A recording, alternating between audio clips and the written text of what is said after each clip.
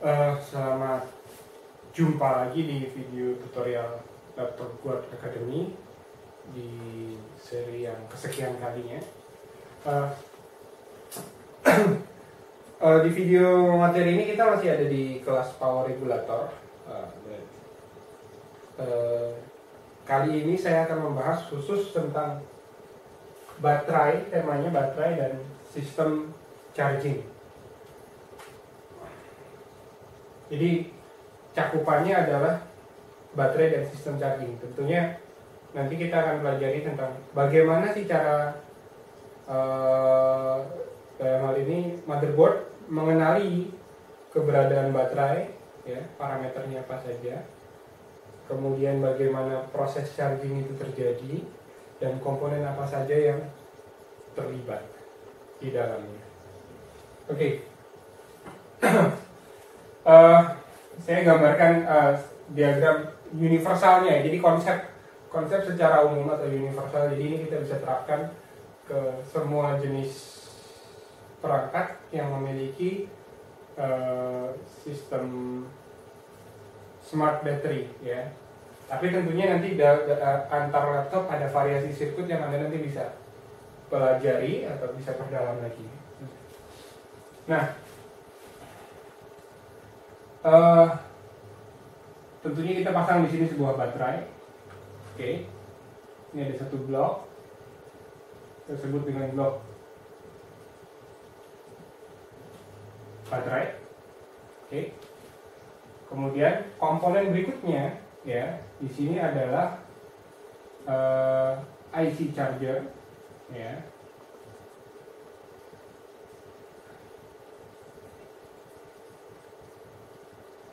Oke, saya singkat dengan CHG, ya. IC charger terhubung dengan baterai melalui sirkuit yang kita tahu namanya sirkuit SMPS. Jadi di sini saya gambarkan dengan power saja. Jadi Anda tahu ini di sirkuit pembangkitnya, SMPS-nya, charging. Kemudian yang terakhir yang terlibat adalah dalam hal ini adalah si EC. Oke, di sini ada EC. Entah itu mereknya Nuvoton, Winbond atau Ene, macam-macam. Ya. Jadi dalam sistem charging hanya ada 3 blok ini yang terlibat. Pertama, si baterainya itu sendiri. Kedua adalah IC chargernya. Yang ketiga adalah EC-nya. Lalu bagaimana mereka saling berkomunikasi? Baterai berkomunikasi dengan EC. Oke. Ya. Melalui bus, sebuah bus yang disebut dengan istilahnya I2C. Ya. Ada yang menggunakan I2C, ada yang menggunakan SM bus. Kedua-duanya adalah teknologi komunikasi serial yang saling kompatibel, ya. Bisa dibilang keduanya benar-benar kompatibel, sama persis, ya. Bedanya di I2C dia kecepatannya bisa lebih tinggi, di SM bus dia hanya sampai 100 kHz. Jadi kecepatan dari 0 sampai 100 kHz.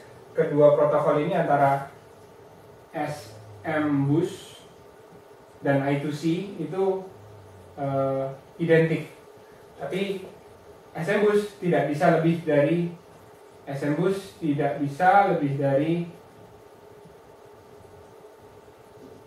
100 kHz. Jadi untuk komunikasi di atas kecepatan itu sudah menggunakan I2C. Di laptop bergantung dengan jenis laptop yang digunakan, mereka gunakan protokol yang beragam, tapi intinya sama saja, ya. Nah, di sini ditandai dengan 2 jalur komunikasi, ada SCL, ya, SCL dan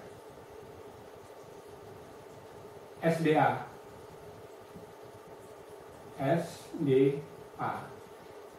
Serial data, ya. Kemudian ini serial clock line. Oke.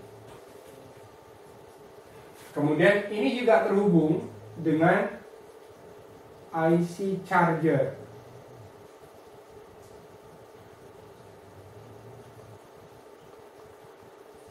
Oke. Dan ini kedua-duanya di pull up ke tegangan, saya hapus saja.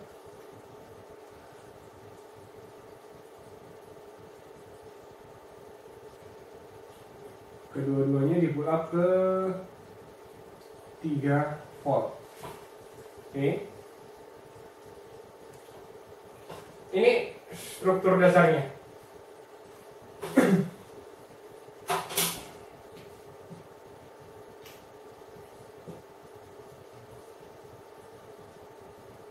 Jadi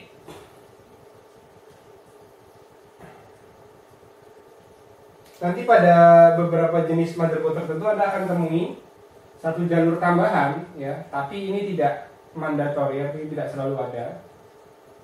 Satu jalur tambahan yang namanya butt-in, pagar,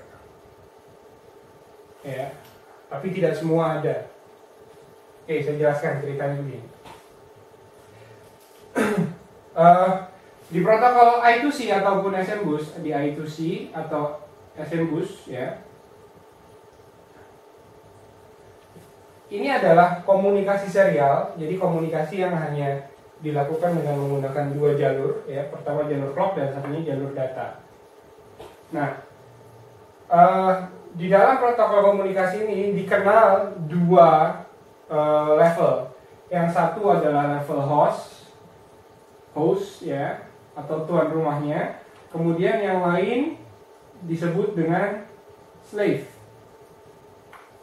Kalau Anda masih ingat zaman PC zaman dulu, waktu kita masih pakai kabel paralel ATA, ya, kan ada primary, ada slave, ya. Kurang lebih prinsipnya sama, ya. Host adalah tuan yang mengontrol, ya, pengendalinya yang mengakses informasi.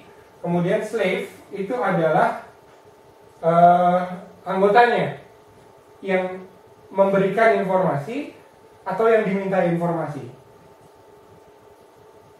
Ya, satu host bisa punya banyak slave, tapi slave nggak bisa punya slave. Oke, jadi ini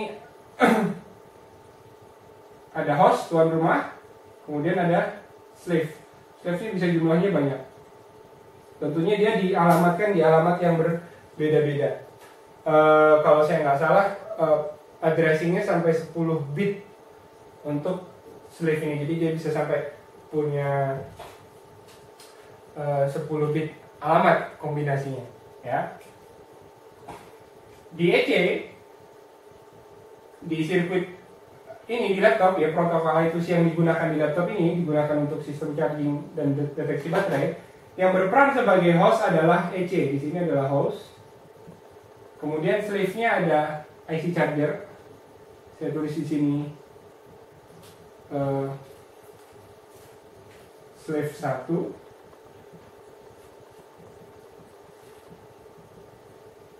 Slave 1, oke, dan ini slave 2. Ini hostnya. Oke. Host, slave 1, slave 2. Nah, bagaimana proses komunikasi ini terjadi, ya? Sekarang kita gunakan studi kasus yang laptop yang menggunakan butt-in, ya. Laptop yang menggunakan pin butt-in. Artinya butt-in pagar, artinya baterai masuk ketika tegangan di pin ini nilainya 0, ya. Artinya di pin ini juga ada pull up kira-kira 3 volt juga, ya. 3 volt di situ saya kasih pull up-nya. Oke. Nah, ketika baterai dipasang, sinyal butt-in 0, ya, bernilai 0. Kemudian sinyal butt-in digunakan oleh EC sebagai pertanda bahwa ada baterai masuk. Artinya ketika butt-in tidak mau 0, EC tidak menganggap bahwa ada baterai masuk, dan dia tidak akan memulai komunikasi di pin SCL dan SDA. tidak akan memulai komunikasi sehingga baterai tidak terdeteksi. Oke. Jika sirkuit normal, si baterai normal, maka ketika baterai dipasang, batin akan jadi 0. Ketika batin jadi 0, EC akan mulai menginisiasi. Dia akan mulai menginisiasi komunikasi antara baterai dengan si EC.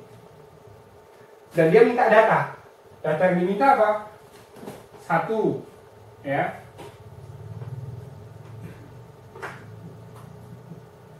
Temperatur.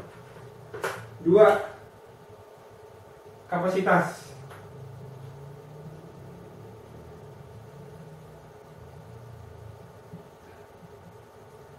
Ya. Kemudian ketiga, voltage atau tegangan. Data ini semua sudah terdapat di dalam sensor di baterai dan sudah tersimpan.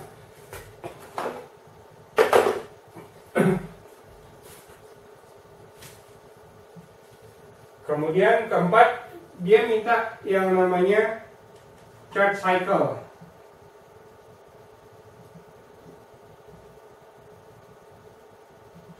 Charge cycle. Saya jelasin satu-satu.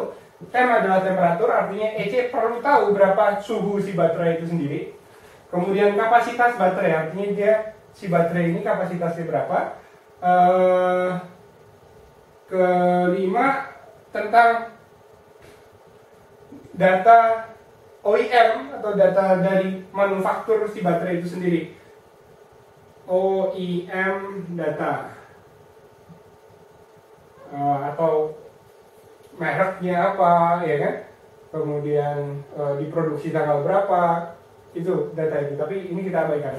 Yang paling penting yang perlu kita urusi adalah temperatur, kapasitasnya berapa, tegangan berapa, charge cycle. Dan ini dikirimkan oleh baterai kepada EC melalui pin komunikasi ini, SJA dan SCL. Oke. Nah, berdasarkan data yang diterima, ya, baru EC akan mengambil keputusan apakah baterai perlu dicas, boleh dicas atau tidak. Saya ulangi lagi, EC akan mengambil keputusan apakah baterai perlu dicas, apakah baterai boleh tidak dicas. Ya. Tentunya secara logika kita juga bisa, Anda bisa menebak ketika temperatur melebihi batas temperatur batas aman suhu yang diprogram oleh BIOS terhadap EC, maka tentunya EC akan membatalkan atau menggagalkan proses charging jika data temperatur. Kapasitas jika sudah terpenuhi, kapasitasnya sudah penuh, sudah 100%, tentunya juga tidak akan muncul proses charging. Kemudian tegangan, ketika tegangannya sudah mencapai level tertentu, EC, contoh jika tegangan terlalu rendah, EC juga tidak akan mengizinkan proses charging, ya, tergantung program BIOSnya sekali lagi. Kemudian jika tegangan terlalu tinggi juga tentunya tidak akan terjadi proses charging. Kenapa jika tegangan terlalu rendah tidak ada proses charging? Sederhana saja, baterai lithium ketika dia tegangannya sangat-sangat rendah, maka butuh arus yang begitu besar untuk melakukan pengisian. Dan itu cukup fatal akibatnya, sistem charging bisa konslet. Kecuali pada laptop-laptop yang sudah memiliki teknologi trickle charging.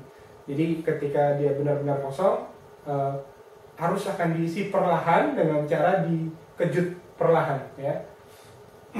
Anda kalau lihat laptop yang menggunakan sistem trickle charging harusnya naik turun berulang-ulang. Ketika posisi Anda matikan laptop, Anda cas, harusnya akan naik turun berulang-ulang. Itu artinya dia sedang dalam mode trickle charging, ya, atau bisa dianggap bahwa baterainya terlalu kosong. Jadi 3 parameter utama: temperatur, kapasitas, dan tegangan. Ya. Kemudian charge cycle. Charge cycle itu adalah data yang mencatat seberapa si baterai tersebut sudah berapa kali dicas penuh. Ya. Karena setiap baterai, ya, di laptop yang menganut teknologi smart battery, mereka memiliki batasan jumlah charging full cycle. Ada yang 500 kali full charge, ada yang 300 kali, bergantung dengan dari manufakturnya, ya, dari pabrikannya. Jadi ketika charge cycle ini sudah melewati batas yang terprogram, maka EC akan menganggap bahwa si baterai sudah kadaluarsa dan dia tidak akan ngecas lagi.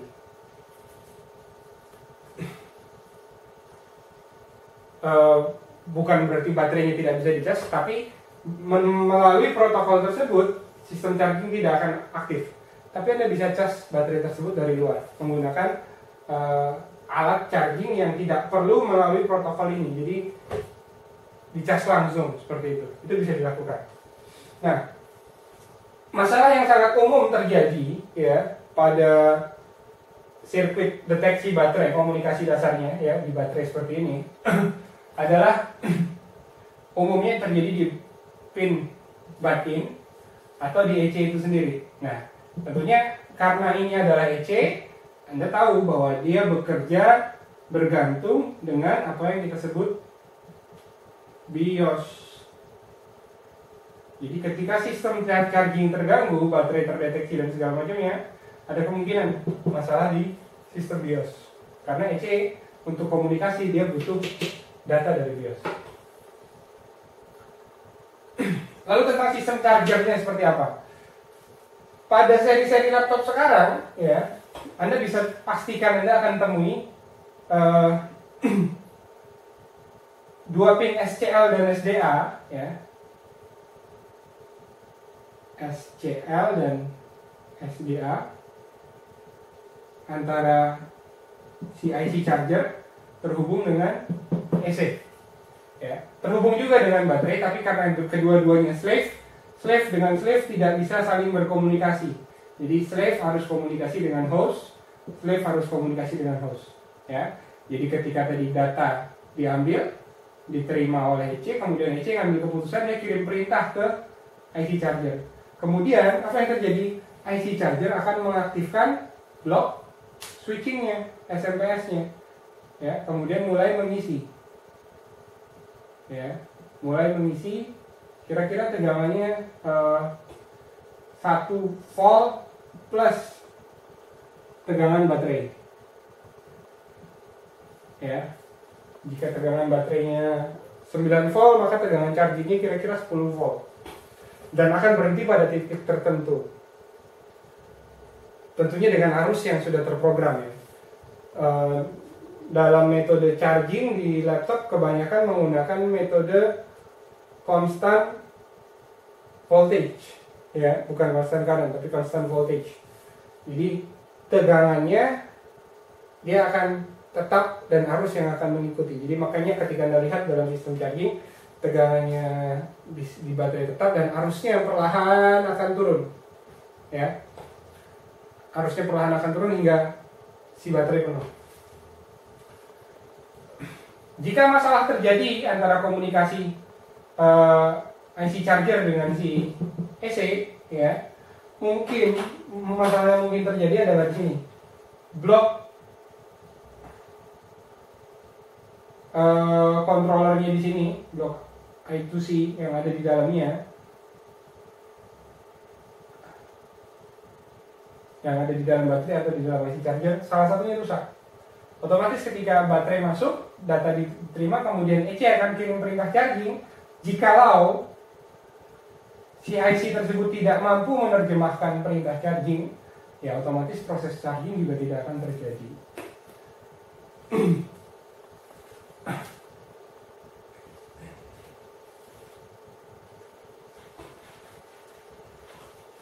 Sistem ini berlaku universal, baik itu di netbook, di laptop, hampir semua laptop sistemnya sama. Saya pastikan sistemnya sama lah, ya. Hanya nanti tinggal batin ini ada atau tidak.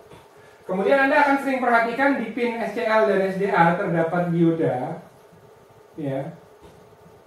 Dioda ini fungsinya untuk melindungi jalur SCL dan SDA dari listrik statis. Jadi karena baterai itu, ya, baterai ini adalah perangkat yang cabut pasang, maka dia sangat-sangat mungkin baterai tersebut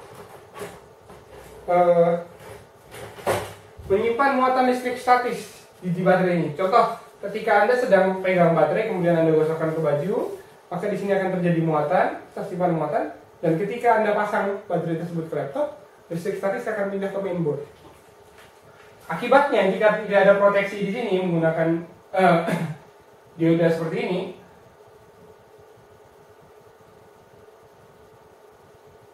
listrik statis yang dari baterai tadi akan lepas langsung ke dalam sistem, masuk ke EC, masuk ke IC charger dan sirkuit yang terhubung dengannya. Akibatnya apa? Dia rusak. Ya. Jika ada dioda ini, maka yang rusak duluan dia. Konslet. Jadi Anda bisa ukur nanti di pin ini apakah dia ada 3 volt atau tidak. Karena umumnya di pull up ke 3 volt. Boleh nggak pull up ke 1,05? Boleh. Tergantung desain sirkuitnya. Ya, tapi umumnya untuk sistem charging pull up-nya ke 3 volt. Nah, jika tegangannya tidak ada, otomatis komunikasi juga tidak akan terjadi. Sederhana sekali sistem charging, sistem deteksi baterai dan sistem chargingnya. Untuk proses chargingnya di power stage-nya, di sistem pembangkit chargernya itu sama persis dengan IC-IC SMPS yang lain, seperti yang kemarin video yang saya sudah bahas di TPS 51125. Anda bisa perhatikan di situ sirkuit charger di bagian pembangkit dayanya itu sama persis dengan SMPS yang lain, contoh 51125, 51123, RT8206, semua sama persis. Pinnya Anda sudah tahu, ada DL, drive high, drive low, kemudian ada LL-nya, kemudian ada BST, 2 MOSFET, 1 coil, dan kapasitor. Selalu seperti itu. Yang membedakan hanya di sini sistem kendalinya, di mana tegangan yang dikeluarkan oleh IC charger dikontrol langsung oleh EC. Ya. Berdasarkan informasi yang didapatkan dari baterai. Kemudian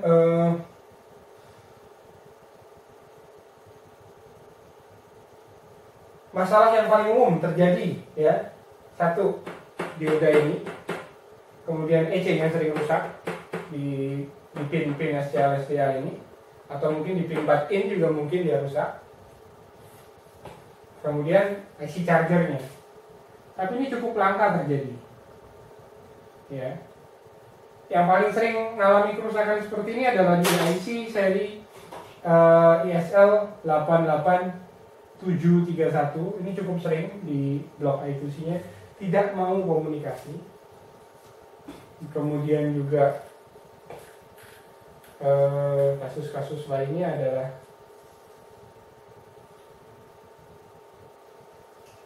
BIOS yang korup sehingga baterai tidak terdeteksi, ya. Oh iya, satu lagi saya perlu sampaikan. Host, ya, EC memberikan laporan ini selain ke menggunakan laporan yang diterima dari baterai, itu selain digunakan untuk mengambil keputusan ke IC charger, dia juga gunakan itu untuk laporan ke sistem operasi. Dan untuk laporan ke sistem operasi, dia akan kirimkan sinyal tersebut ke yang namanya short bridge di sini, atau Anda sering temui chipset HM65, HM55 melalui bus yang disebut bus LPC, Low Pin Count Bus. Di sini bus ini memuat informasi yang dikumpulkan oleh EC, ya, dikirimkan melalui bus LPC menuju short bridge, dan short bridge baru akan komunikasi dengan prosesor dari sistem operasi. Kemudian Anda bisa lihat itu hasilnya di Windows Anda. Data seperti temperatur, tegangan, kapasitas, semua dikirim lewat bus LPC. Bus LPC ini juga memuat informasi dari touchpad, dari keyboard, dari seperti RPM fan, kemudian sensor-sensor, semua dikirim lewat bus LPC. Ya. Jadi ini adalah sistem gambaran sistem charging dan deteksi baterai secara umum, ya, yang masih menggunakan, yang sudah menggunakan teknologi komunikasi digital. Di sini ada menggunakan SCL dan SDA. Untuk IC-IC zaman dulu yang masih menggunakan contoh seri ISL 6251, IC-nya masih analog. Jadi komunikasi hanya terjadi antara baterai dengan EC, dan EC hanya kirim perintah enable ke IC charger. Tidak seperti ini. Kalau di sini EC kirim perintah berupa data digital untuk mengontrol tegangan dan arus, ya. Sehingga IC charger ini bisa dikontrol sepenuhnya. Jika pada IC-IC seri lamas, IC charger tidak bisa dikontrol sepenuhnya, hanya dikasih perintah on atau off di pin enable. Itu saja. Saya kira cukup gambaran tentang sistem charging dan deteksi baterai pada laptop. Jadi ketika Anda temui kasus-kasus seperti ini, ya, Anda jangan kotak-katik ke sirkuit-sirkuit yang tidak ada kaitannya, ya, dengan sistem charging tersebut, ya, atau dengan sistem deteksi baterainya. Jangan terlalu jauh, ya. Semoga bermanfaat. Terima kasih.